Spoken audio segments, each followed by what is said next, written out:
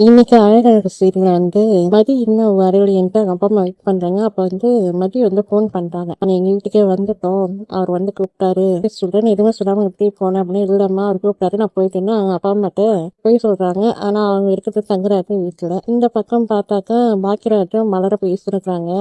நான் மதியம் வந்தப்ப பேசணும்னு நினைச்சா நான் பேசல. மலரு நீ பேசுதானே, எனக்கு இப்ப தோணுது பேசணும்னு.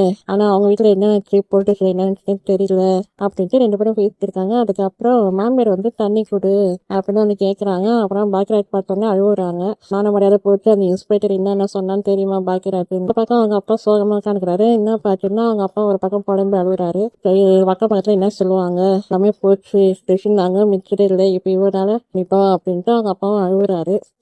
பாக்கியராஜ் அப்பா. அப்புறம் மதியம் அவங்க அப்பா வராரு. இந்த டைம்ல ஏன் வந்தாருன்னு தெரியல. பொண்ணு பண்ணது சரியா, பொண்ணு வந்து போலீஸ்ல கேஸ் கொடுத்து போய்க்கிறா அப்படின்ட்டு சொல்றாங்க. எனக்கு தெரியாதுங்க, என்ன ஆச்சு உங்களுக்கு தெரியாம ஏதோ வந்துடுமா, பையன் மேல புகார் கொடுக்க அவன் ஸ்டேஷனுக்கே போயிருக்கா அப்படின்னு மாமியாரும் சொல்றாங்க. இவர் அதிர்ச்சியில நிக்கிறாரு அப்படின்றாங்க. அதோட எபிசோட் இன்னைக்கு முடியுது. நான் உங்க ரோசி. Thank you so much.